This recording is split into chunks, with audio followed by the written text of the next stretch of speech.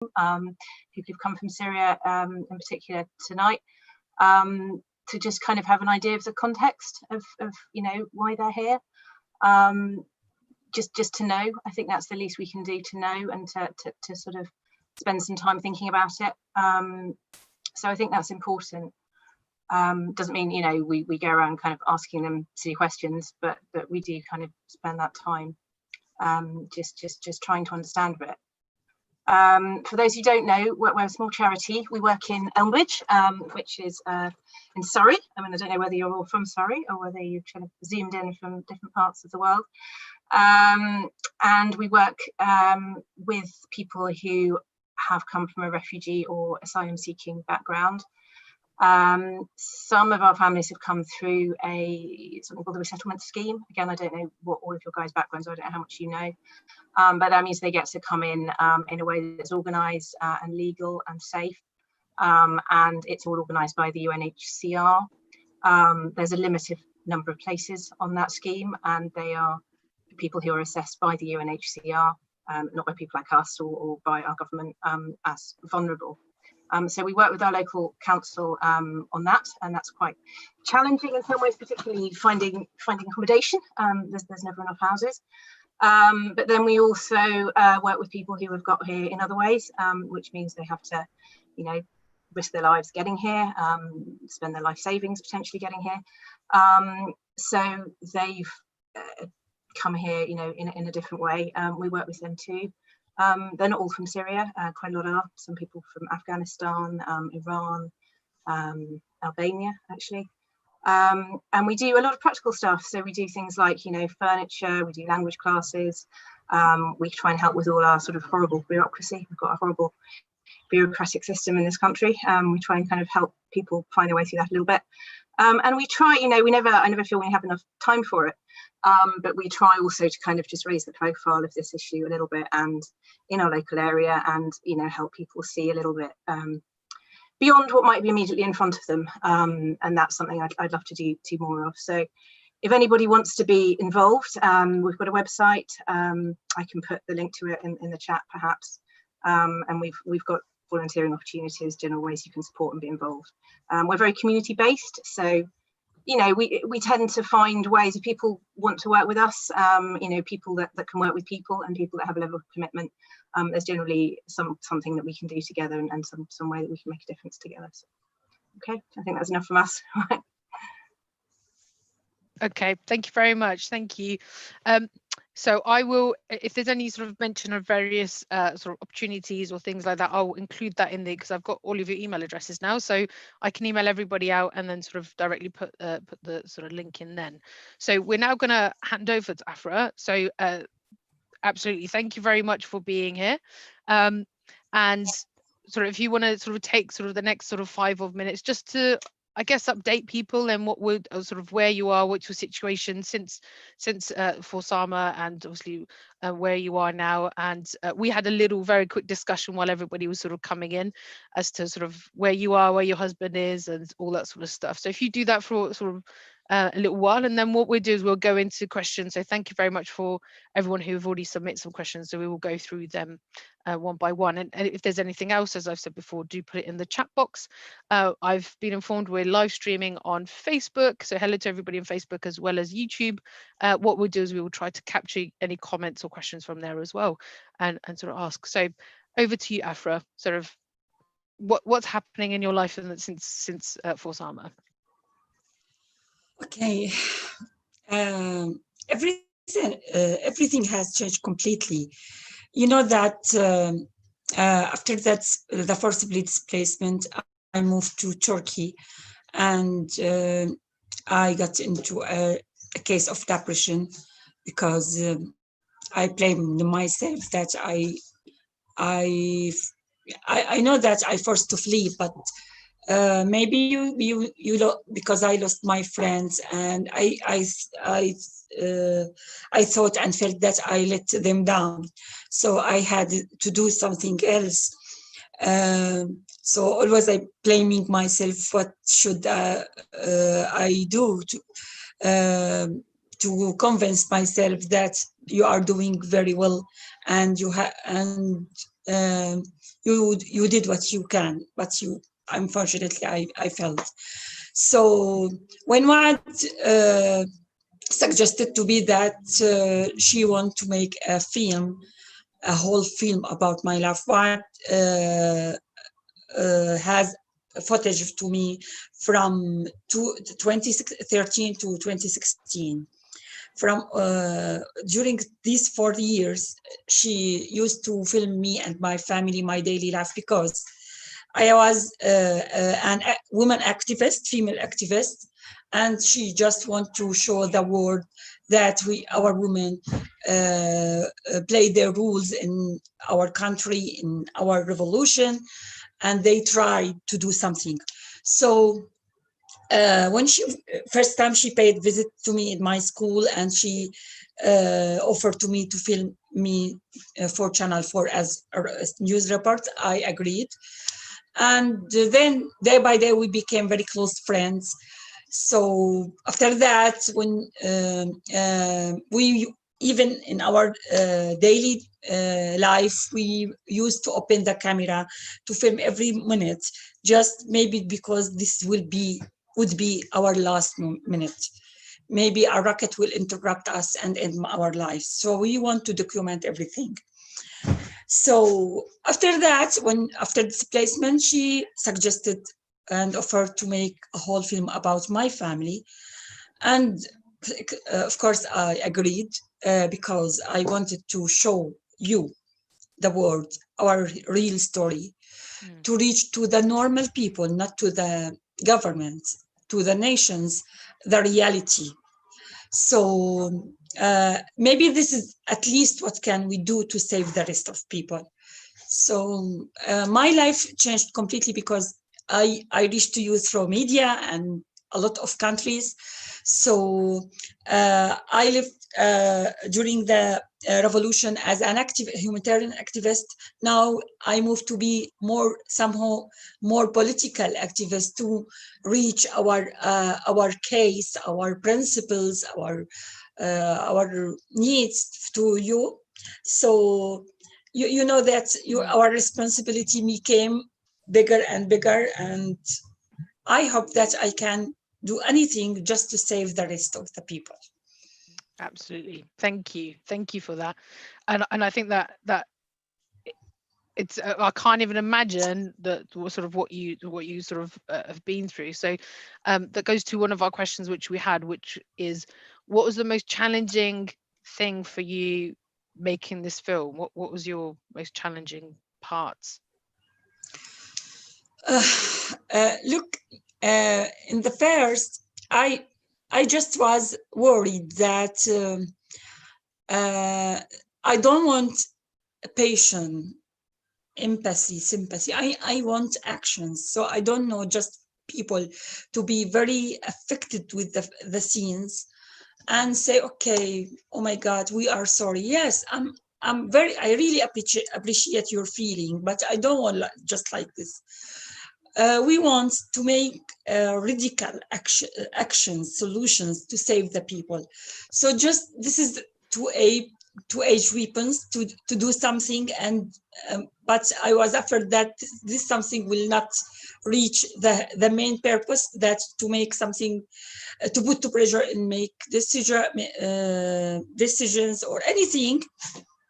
So, and even for what to just follow more than 700 hours recorded hours, and choose just at least 1.5 hours, and to choose the most appropriate scenes and footage, so or stories. That's not easy to just to check 700 hours. So yeah, this is the challenges to me. I know that's what I have a lot of, because she is director and there is something technical or anything else. Yeah, absolutely.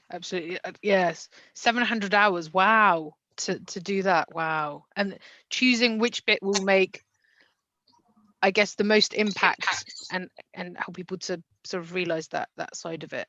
So that's amazing. Which quite nicely sort of leads into another question which we had, which is, what strengths or hope or relationship kept you motivated? That's 700 hours, that's a lot, and that doesn't include the time when you were actually there and present and sort of going through everything. That was when I guess you picked up the camera and just put it on and did that. So what kept you going? What kept you thinking? You said yourself that you did it because you thought, well, tomorrow we may not be here. That's obviously one thing, and you want to sort of let people know. Yeah. I told you that we did that because this is our, even though we have forcibly been displaced our city, but our case is still going on, and so we must show the world the reality. We must tell the people our whole story. So this is the strength to me, or the passion that you have message. This message should be reached to the people.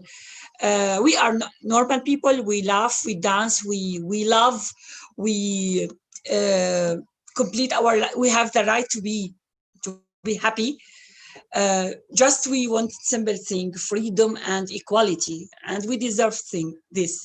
Yes. So even all these challenges, we complete our smile, and you see all the thing that my smile always keeping on my face.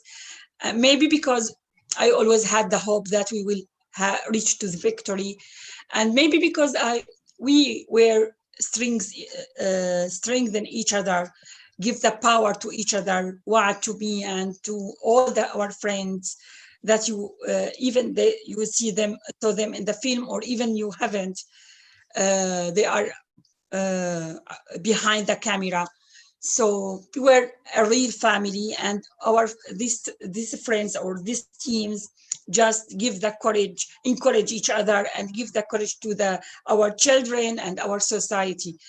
So maybe that's I know that this is what you see, what you saw in or watched in the film, and our feeling. I'm sure that our feeling reached to you through this film. I always told Wad that your film is our eyes. So you just talk our eyes to let the people know and see what we see. Absolutely. Wow, so well put. That's, I couldn't have described it better myself. So your film are our eyes. Yeah. So what I'm going to do is, in between, I'm just going to open it up. So if anybody has a question, I'm happy for you to sort of pop your mics on now, and then we'll go back to it. Ben has got his hand up. Absolutely, Ben. Would you like to ask a question? Hello. Hello. Hello. Hi. Hi, Afra. Hi, Ben. So I met Wad. She's very nice. I've seen the film twice, and in two different cinemas in two different places, and the reaction is pretty remarkable. So my first question is, how has this film changed your life for the better? And also my second question is, if you could speak to Assad now, if you had a one-to-one with him, what would you tell him? Okay, as I told you from the beginning, that the film changed my life, that you give me time to complete, to put plan to what should I do to complete my way in freedom and in our revolution. So refresh my desire, save me from my depression. And you know that because after the displacement and you lose your country, your city, that's not easy. But this film gives me again the hope to complete and never give up. If I want to say, if Al-Assad now hear me, I will just tell him, we will never forget anything and will never forgive you.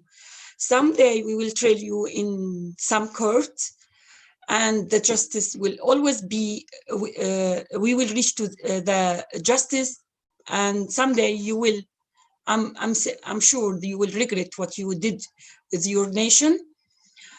And to the detainees who are still in prison right now, the arbitrary detainees, I told them we will never give up until you get your freedom and you be released. Okay. Thank you. Thank you. And if anybody else does want to ask a question, happy for you to sort of raise your hand in between sort of, well, I'm asking a question or anything like that at all, just so you know, guys know. Thank you for that question, Ben, and Afra, thank you very much. I'm gonna move on to the questions which have been asked before. So another question which has sort of come up is what do you miss about Syria? What do you miss? And I know you can have a long list because it was your home and that's where you're from. But we always, but I always I see my city in my dreams where I'm sleeping. But you know that I missed my neighborhoods, my school, and my students. Wow. Okay. Are you able to stay in contact with some of your students, or? Yeah, of course. Yeah. Oh, okay. That's good. That's good. And I've got to ask a food question because I love food. Which is the food you miss the most, which you can't get anywhere else? I think it is persimmon that you see, or baby mango. We call their mango, but it is persimmon, right? We got mango here as well, so I don't know. I know mango because I'm South Asian, so mangoes are my thing. The Syrian mango. Syrian mango. So I will look it up. I'll definitely have a look and see if we can sort of get it here. So, okay, all right. In regards to sort of linking to sort of other things, how have you found? It's one question was, how have you found sort of getting used to your new environment? So you went from you were in Syria, obviously you left, and then you went to Turkey, you mentioned, and then now you're here in the UK. How have you found that? How have you found moving around and sort of then getting used to people and seeing that sort of is integrating? So sort of just what is this? Yeah, it's integrated. How have you found that? Harsh experience for me. To me, you know that when I moved from my city to another city and then to another country, to Turkey, different language, different culture, different history, different habits, or everything different to me. So I try to learn Turkish language, and I try to have some Turkish friends. But unfortunately, I failed because maybe my sons were at school, and they suffered from bullying all the time. So even when I was in the shops, in the markets, some Turkish people, not all of them, some of them just addressed me that you should go back to your country. So the feeling of to be always refugee, it's not easy. So I changed all the walls of my room to be like my neighborhood. So we put our friends' photos, our martyrs' photos, our statement that we used to write in our walls, city walls. So, and after that, I used to be normal. But when I arrived to UK, I was surprised with the people here and the welcoming language, and really I really appreciate and love everyone communicate with me and invite to me to visit his home. I have a lot of friends, British friends, and they helping me to improve my language. So to know more and learn more about history, culture, everything. And wow, that's good. I was gonna say there's nothing wrong with your your language. So like the way you speak English, I speak English sometimes and I'm all over the place. So you're doing good. It's really good. Thank you.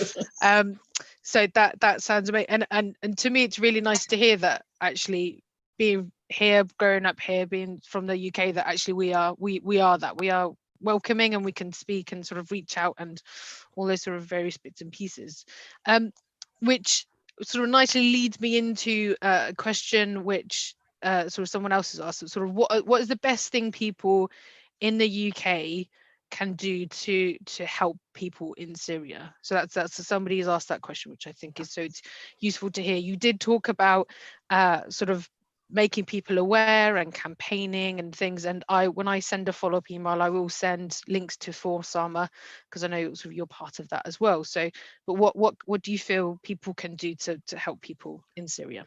Okay. Many people are oblivious to what is happening in Syria. So I want to raise awareness about what is going on in Syria. So every one of you who watched the film Forsama, I want him to share what he's watched with everyone and just to share the reality. Maybe someday we can put pressure on the decision makers to do something. So we have to cooperate, all of us. Even you can visit our website www.actionforsama.com. You can choose any sort of help that you can to do. We can discover and discuss with each other to know what to improve the tools of help. Who knows? Maybe we can put something new, and we can help. We can reduce at least the suffering of the people who are in the camps in the Syrian, in Idlib, and in the south of Syria. Okay. I like to have sort of 3 points. So what I'm going to draw out is sort of 3 points you want people to sort of talk about. And then you can correct me if I'm wrong, Afra, if I get it wrong, or someone can sort of say, here's my 3 points, so they can correct me. So in regards to the takeaways, so what you just said is that making sure that when you watch the film, you take that message and then you share it with other people. Yeah. And the 3 points I would say are being aware of how people are treated. Is that point number 1? Is that fair? Point number 2 would be sort of just you said something and I've totally forgot now. Someone else help me out in the chat box. Like, to visit Action for Some website. Action, there you go. See, thank you, Afra. So I'm glad. And I want to add something else. Yes. But to the government, to the people, the responsible people, you know that during the date of the years 2012 to 2013. There was a focus on events in Syria, while in the last 2 years, what is happening is ignored. So even the British Parliament voted against the decision to condemn the chemical bombing on the purpose they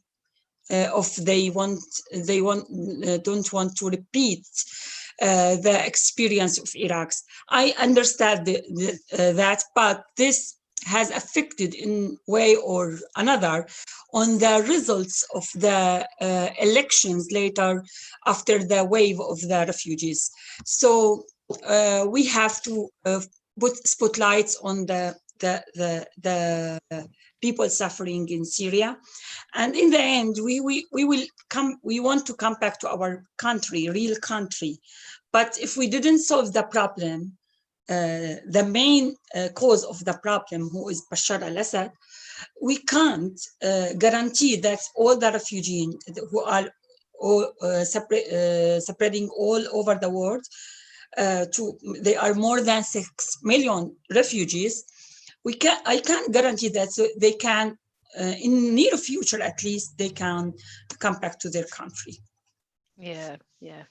And I think that's key what you said as well. So it's looking at how our how our government has a relationship with other governments, as well as what they're doing on the ground as well. So that's very, very key. Thank you very much for that, Afra. Trish has asked a question. Would you like to unmute yourself, Trish, and ask it out to everybody? Oh, I wasn't expecting that.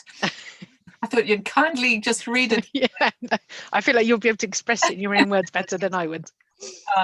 Afra, thank you so much for what you've said so far. My question there is, I was just saying that actually watching For Sama, I actually felt quite traumatized just having to watch the children suffering and dying, as is shown in the movie. And I was just wondering what you did yourself or as a family to help yourselves as well as your children develop resilience in having to live through that situation. Look, I studied something about psychosocial support. So during my life in between 2013 2016, I participated in opening. That's not doesn't mentioned in the film, but opening safe spaces for the children and women to which give sessions about psychosocial support, and even to give to educate the children and the women, do some empowerment activities, maybe handicraft, maybe learning English or any other languages, or something to give them alternative to find a job, and to the most important thing, to raise awareness about the importance of the woman role, and to help to stop the early marriage, and the dropping out of the schools. So I know that the warplane, the Russian warplane and Syrian warplane was always targeting the schools and these centers, and this affected of the attendance of the children. So, but there has no another place to go, because there are no gardens, no parks, no swimming pools, nothing.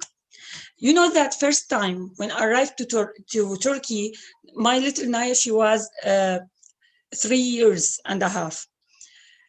When she first time saw the electricity on the malls, huge mall, she asked me, "Mama, is it battery or generator?" I just shocked and cried. How can I explain to her that there is something real electricity and normal, and it's a daily, not just 2 hours a day. So, but we are survived now, and we are in a safe place, but there are still a lot of children, they don't know even that. During these 10 years, we have newborn children, and they don't know the normal life. So just we have to reduce the conditions, the harsh of conditions, to make them at least enjoy a little bit. I can't guarantee that the enjoyment for them, but just to entertainment, to sow the hope in their hearts to continue and to do something when they grow up. Thank you. Thanks for asking the question. I can see a raised hand. Is it Toy? Did I pronounce that correctly? No, it's Toe. Toe, sorry, right.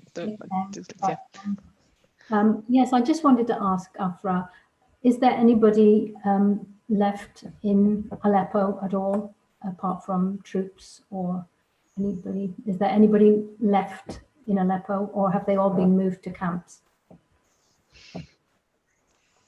Look, Aleppo now is under control, the regime control, Al-Assad regime. So there are still some people, normal people, who are living under his control. But you know that after the Caesar decision, because of this footage for the detainees in the prison, and all the harshment photos. So there is now the economical siege started in in Syria. So people, even the people who are in Al-Assad regime side, they are not in safe situation because they are suffering from economical, and even they are not in safe. Maybe they at risk in to be detainees in any day and for any reason or for no reason even. So the people he moved like us, when we moved to be in Idlib, all the people just gathered to be in camps. But you know that what the worst, the experience of Aleppo city wasn't the first or the end. So this is the demographic change repeated and moved from city and from area to area. So now Idlib gathering more than 3 million forcibly displaced people. And the bombing and the you know, the life, daily life conditions are getting worse and worse. So just, you know, that evacuation means to move people from dangerous place to safe places, but that's not doesn't happen. They move us from dangerous to dangerous. So what is the purpose of our displacement? To just give him the rule to control our country and just to last here ruler in our ruler period in our country. Okay. Thank you. And can I ask how you got then from Turkey to the UK? Because in Turkey there are about 1 million Syrians now living there. There's a lot. Yeah, I know. And they're allowed. Some children were initially blocked from going to school there. I've heard, but are now being allowed in schools. But they have to learn Turkish to go to schools. So. Yeah. It's difficult for them because they're starting from scratch with no language.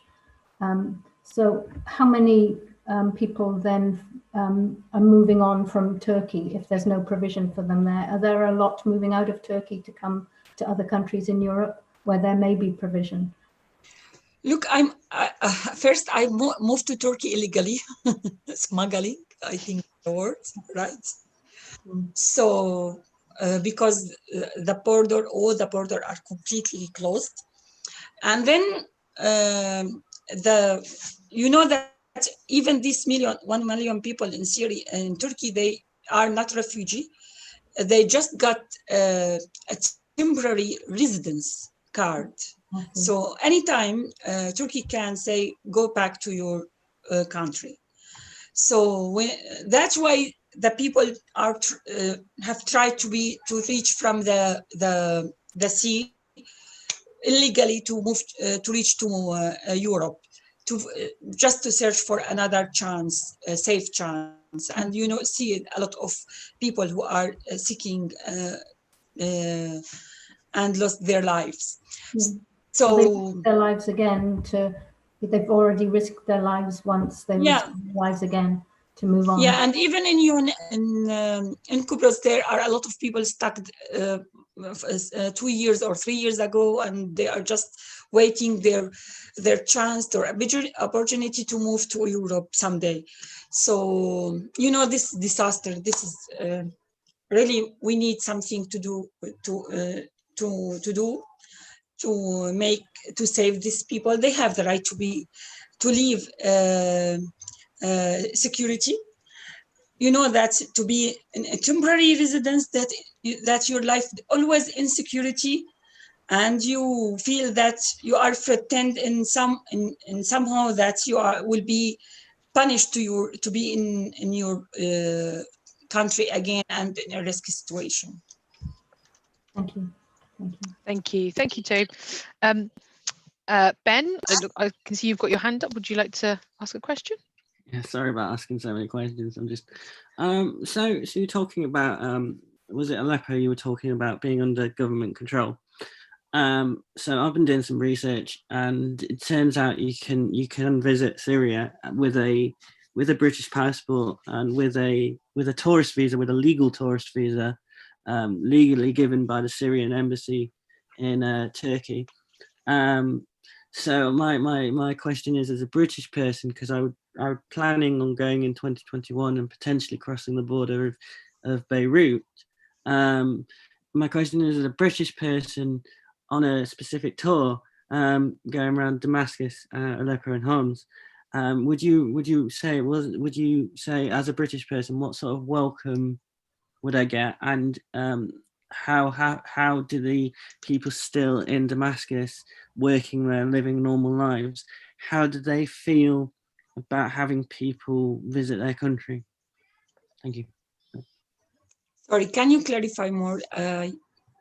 Yeah, so I can try, if that's all right, Ben. I can. So it's about if people want to go from here to visit, to go to Syria, and sort of how do you feel people will feel about people visiting to go and see sort of different areas within Syria, like I guess the tourism side.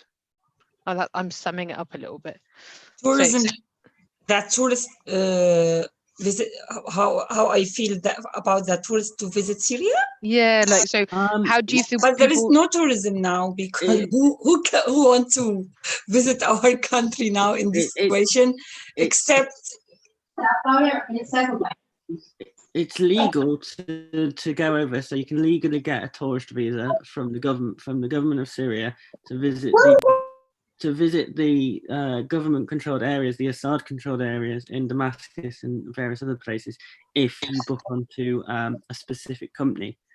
So basically, my question was, how would the people who are living and working there feel about having a British person such as myself visit their country? Because I know lots of Syrian people that I really want to visit the country, because it just seems like a wonderful place. Yeah. It depends. If you want to go to help the people inside Syria, but you have to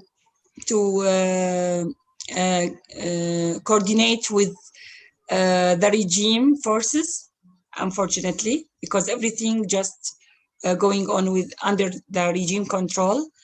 So even the people who are working in humanitarian field, and even the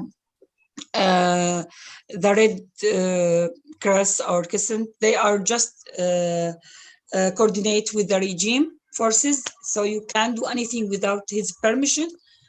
I hope that you can help them and go help the normal people, but you have to be very sure that your life will be very safe. To me, I can't come back to my country, to Damascus or Aleppo, because the regime will arrest me directly, just because I protest and participated in a peaceful movement, and just because I participating in opening a series of field schools in the Rappel zone. So how can I guarantee you're safe if you visit the areas who are under the regime control? So I think the takeaway from that would be safe, make sure you're looking after yourself, and just be aware. I think that's take the advice. We have a question from Ali. Did you want to unmute yourself and ask a question?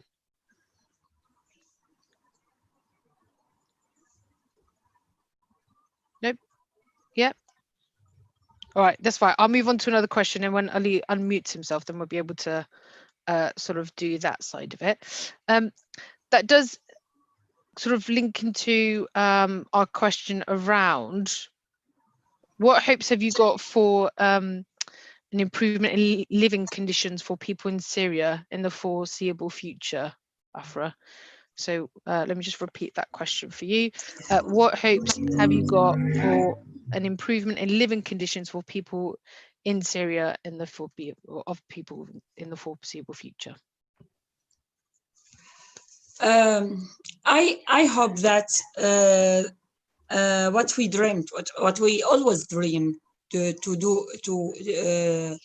achieve, that we will reach to them, that our freedom, accountability, justice, and equality. So that will improve the lifestyle in Syria someday. So without these basic things, we can't make a new future, a new better future for our life. Yeah. And do you I guess you hope for peace and stability to be back in Syria? Yeah. I saw that I think throughout the film when I was watching it, and I saw it in you, because you were just like, there's going to be peace and there's going to be a future and stability in Syria. So yeah. Ali, did you want to unmute yourself and ask a question? I'll go on to the next question. That's okay. So other question is, how do you hope films and TV documentary sort of showing people who are in a country, or sort of the journey of people, will evolve and develop in the future? So that's been a question. Sorry? So it says, how do you hope films and TV documenting refugee journeys will evolve and develop in the future? So currently the For Sama was very much about obviously what was happening in Syria, and raising the awareness. What would you feel would be the next thing? So what other things will people be able to sort of see when it comes to things like that? You know that the humanitarian organizations and OCHA, UNHCR, everything, when they attend these films, they will know, they will be very close to the reality, and they implement at least projects which is just that, how could you say that in English? Just to be equal to the reality and very suitable for the people needs. So even that, we can, when we put a spotlight on the people suffering, we can someday. This change not happened suddenly. We can complete another actions, and we need a lot of documentaries just to make change, because without this we can even trail the criminals from all the sides, from Al-Assad regime, or Al-Nusra, or ISIS, or everything. So we have to do something to get the rights, the people rights. Okay, that sounds good. Thank you. Ali, Hello. would you like to ask your question? Hello. Thank you very much. Thank you, everyone. And I'm happy to join you on this constructive discussion. And I feel really happy when I see some people not Syrian involved in, on the Syrian cause and supporting the Syrian cause. Do you want to move your mic just closer to your so okay, we can hear you clearly? Yes. Are you hearing me now? Yep. Yeah, that's clear. Thank you. Yeah, thank you very much, everyone. And I'm happy to join you on this constructive discussion. And thank you, Asma. Thank you very much. My name is Ali, and I'm from Syria, from Idlib. And I always looking forward to helping, my countrymen and women, actually, in every aspect I can do. I'm based in Manchester. And my question to Asma, as a Syrian, and I really, interested actually to provide any kind of help that I can do. I'm not sure if Asma based in the UK or somewhere else, and what kind of things that I can do as a Syrian, to help you, a new organization, and to provide something to the Syrian people. And my family is one of those people who lives in camps in Idlib. Okay. So your question is what support of sort of people, sort of Afra and people, your friends and family who've sort of come to the UK, what kind of support people are looking for? Is that fair? No, actually, how can we support Asma, Okay. and Who his Asma? effort? Afra. I'm gonna. Sorry, Afra. Yeah, how we can help Afra, to provide, assistance, help, or any, kind of efforts that make, the life in the northern west of Syria, or to reduce the hardship and the situation. And that, I'm not sure actually what Afra organization or what the platform she works for. So I'm not sure if she's based in the UK or not. And as as a Syrian living in the UK, what can I do for Afra and her organization, to help from my end? I mean. Okay. Okay, Ali, thank you so very much. Now I'm here in UK, so because I moved to London, I am in safe place. I don't know. I don't need anything, but all what I need. I don't work in any organization. I just volunteer in Action for Sama. We are just making some campaigns, implementing some campaigns to support the people in the camps in Syria, not here. So what you can do, you can visit our website, and we can just contribute in any sort of help, and you can choose, or even you can communicate with us. Because you are Syrian, we can maybe reach to people who are Voluntary. Yeah, so we can share our experience with each other. And I understand from you speaking that your family in Idlib, right? Yes, that's correct. My family lived in.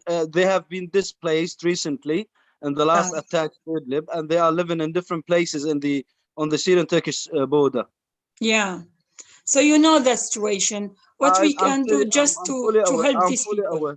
Yeah, I'm fully aware of the situation, and sometimes I feel disappointed and helpless actually, because I don't know what to do and how can I help those people and my family among those people as well.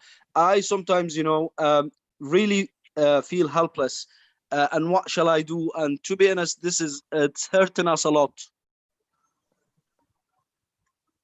Absolutely. I'm sorry, Ali. I wish your family will be always safe, and all the people who are in the camps. You can please join to our website, and we can coordinate and cooperate with each other to do something to help and save the rest. Yeah. Okay, Afra. Thank you very much, Afra. Thank you. And thank you for everyone. Thank you, Ali. And I've posted the Action for Sama website in the chat box, so people can have a look. And when I sort of do a follow-up email, I'll make sure, as I said before, I'll sort of add it in there. And the few actions on there are sort of raising awareness, and this is one of those events to do that, to raise awareness and sort of get people to sort of hear. There are that's sort of the awareness of what's taking place in Syria. There are things here, so there's various sort of charities which support refugees when they come to the UK as well, and I think it's best to look at what local charities registered to do that. And I'm happy to have a look afterwards, sort of discussion later on, if you want me to have a quick look to see if there's something in Manchester supporting refugees. And then the other suggestions on the website are things such as writing to your MP, and I think that's one of the most powerful things we can do as individuals. I always say we are we are really powerful. We've got our little power postcodes, I call them, and they are where you live determines who your MP is, and then you can have conversations with your MP. And I think we should never forget that. You guys, all of us have that impact of who we can communicate with, because our governments are across the world are the ones who are making decisions, and we're fortunate enough to be able to do a quick email and be able to speak to them and sort of contact them, your MP directly, with the aim to sort of have sort of response back. So there is a sort of contact your MP on there, and there are various sort of partners listed on the full Action for Sama website as well. Okay, so I'm just going to ask if there's any other questions. Everyone's been amazing. You've been so patient. I can see everyone on the screen, so everybody's like just engaged fully. I love it. So does anybody have any questions? And there's no such thing as a silly question, I always say, so you can sort of ask if you like. Yes, we've got a question from Toe. Yes. It's me again. Is the only hope for Syria a change in leadership? And if that's the case, would that a different leader turn out to be as bad as the one you have? Yeah, that's why we are trying to do to change the leader, and even to, you know, that the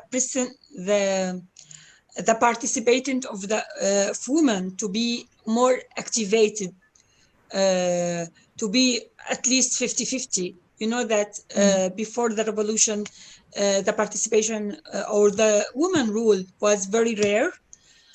So we want to be equal to men, and this is the change to the social justice, to the equality, so to the accountability.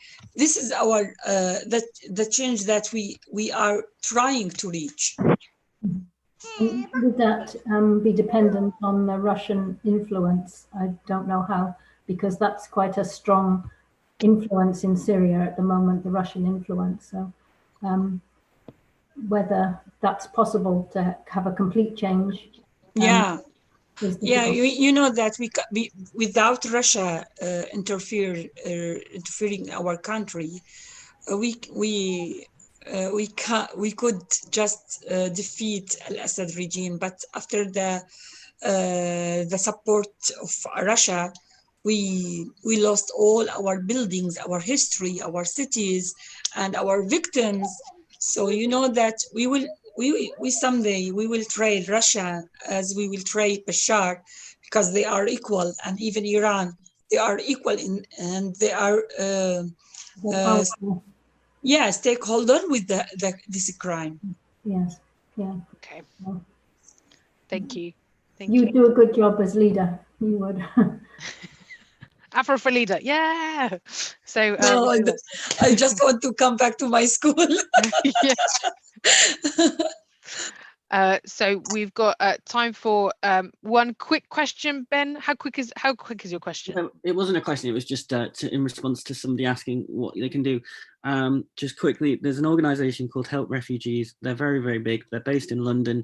They have a warehouse in Calais. They have partner organisations in Greece and one on the border of Lebanon. I'm not sure about the Lebanon one because I tried to volunteer with them and they never got back to me ever again.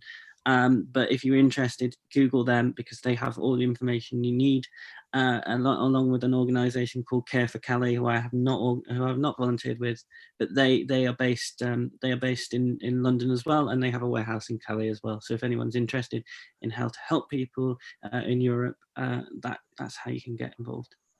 Sorry. Thank you. Okay, thank you very much. Thank you. Amazing sort of opportunity, and sort of thank you very much, Afra, for everything. What I'm going to do is I'm just going to sort of just say thank you, and then sort of give you a feedback form. Who doesn't love a feedback form? Yeah, thumbs up, yeah. So if I can just pop one in the chat box, if that's okay. And can I ask everybody just to take a few minutes just to sort of go through that form for me, if that's okay. Everybody loves a feedback form. It helps us to see what was good, what was bad, what could we done better. I always love a bit constructive sort of criticism, as I call it, so we can see what we can do better. So do take a time before you sort of all disappear. I do have your email, so I will be emailing you with it as well. So, but if you can take a sort of a few minutes, I just wanted to add that one in. But and we're sort of I'm part of Elmbridge sort of UK for Aid, and that links with sort of DFID, Department for International Development, as well, and the UK Aid and how it's used in sort of locations around the world to hopefully help people to lift them out of poverty. So there's going to be a connection there, and I'll email you some bits as well, so you can have a look. So sort of last call as they call it, for any questions. Tony, did you have another question, or was that a hand up from earlier? Oh, No, can I put a hand up? Can I put a hand up? Oh, Pam, yes. Hello, Pam. Hi. Hi. Something I follow with refugees, Syrians and everything like that. So again, I've got some knowledge of different places and things, but I didn't want to overstep the mark by butting in. But the Syrian resettlement scheme, I'll send you the details, because you can sponsor. I think it's cancelled at the moment because of the COVID, but if you can get communities together, and I think it's about £8,000, something like that, you have to raise, and you can bring Syrians over from the resettlement scheme. So if I can send you information on that, and people can get communities together. You don't choose your family, they're picked by the UN and they've flown here, but any family is better. Oh, okay. Pam, Pam, you're cutting out a little bit. Happy for you to send it to me. Have met refugees. Oh, sorry. Oh, sorry. Okay, I'll send you whatever information I've got, and if you wouldn't mind distributing it for me, please. Send it to me. I'll message you my email address, and then you can send it to me. Thank you. Okay. All right. So apart from doing my evaluation form, I think that's good. I think we're done. So thank you very much, everybody. Thank you very much for Riverhouse Barn, who have also sort of put this on YouTube today, and Elmbridge Can for sort of working with us to be able to bring this together, and for you guys being present. I think it's very good. Thank you for your support, and your words mean so much. Thank you. No, Afra, it's I think we're honoured to have you with us right now, to be able to sort of speak to us. So thank you very much. Will make me cry. I won't make you cry. I won't make you cry. I think it's amazing.